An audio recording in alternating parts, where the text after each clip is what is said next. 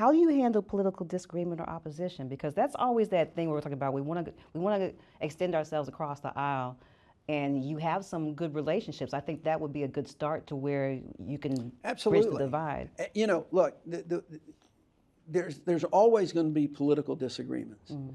If you can disagree without being disagreeable, then you've won a big part of the game. Yeah. If you can, you know, and look, politics is like so many other things that you're going to win some, you're going to lose some, you're going to compromise on.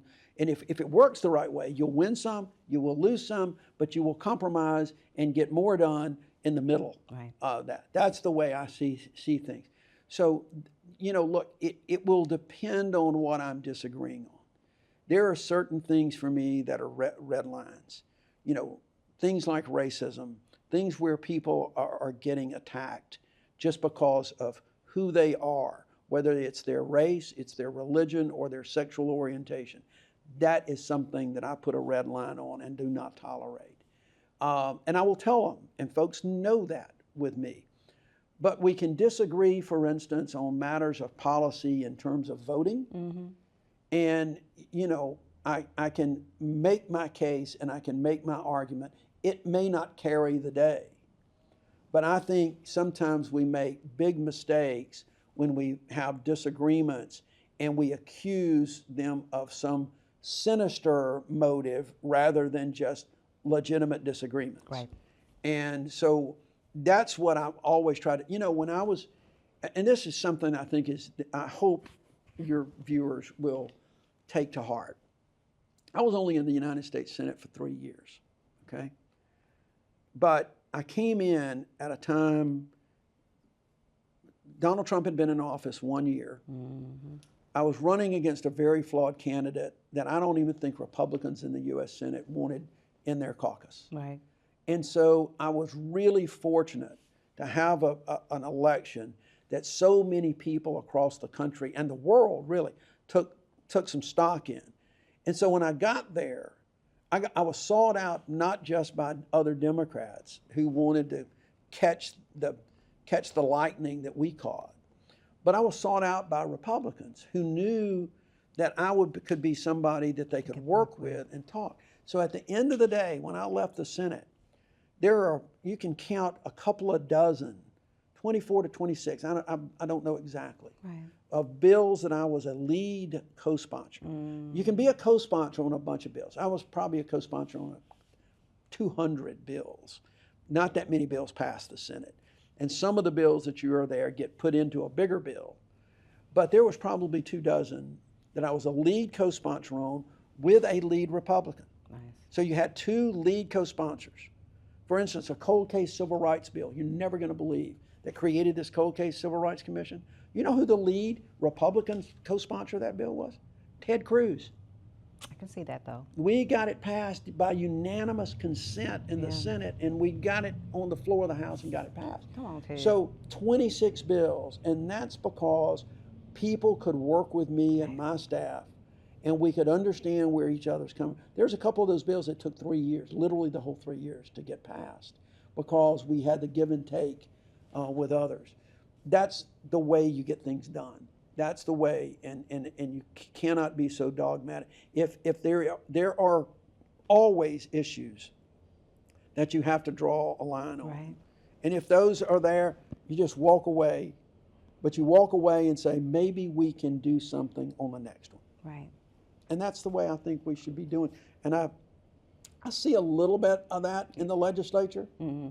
But what I mainly see in Montgomery is that Republicans find those easy ones like that, and they throw our Democratic colleagues a bone, and everybody thinks they're being bipartisan.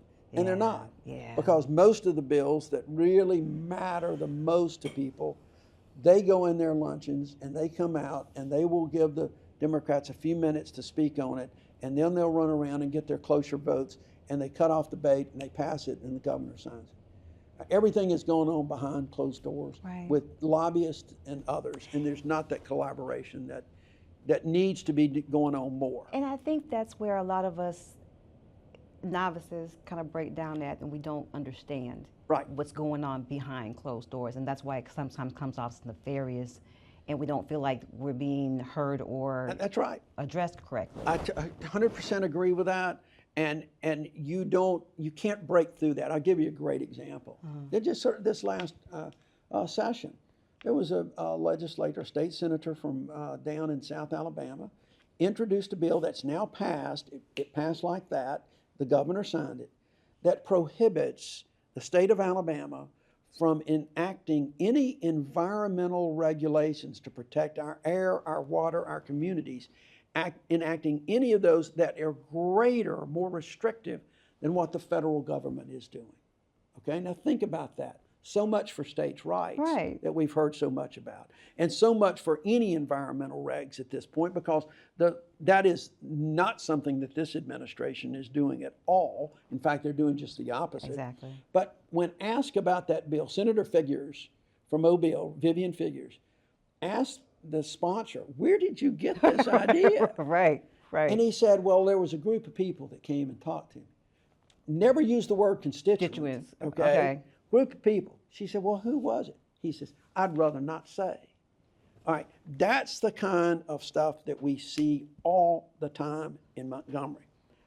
And what we've got to do, and what I'm going to encourage people to do when I get elected governor and get sworn in, I want to see armies of citizens, if they've got an issue, that they need to come down there. We need to have more people just watching, engaging.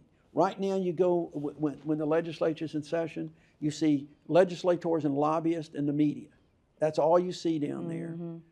And on occasion, you will see a constituency group that are consistently there.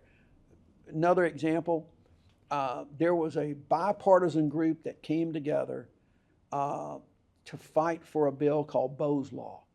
It was named for a dog who had been tethered by a chain in a front yard and died. I think he died. I'm not all still locking up any animal or. And what people don't fully appreciate is the fact that there is a direct connection between animal abuse and other criminal activity. It escalates, right? Yes. And so one would think this was a no-brainer. Okay.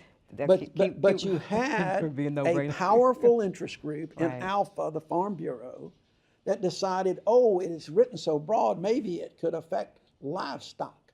I haven't seen too many cattle or horses chained to somebody, but so they opposed the bill.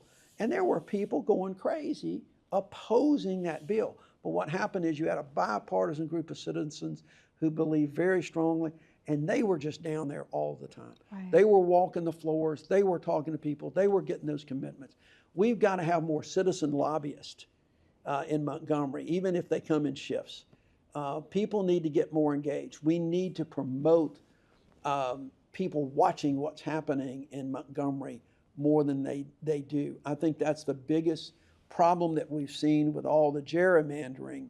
The legislature wants things to be done quietly and below the radar, and then take credit for all of these things when it happens. Some of the bills that got introduced, thank God, that died were just nuts.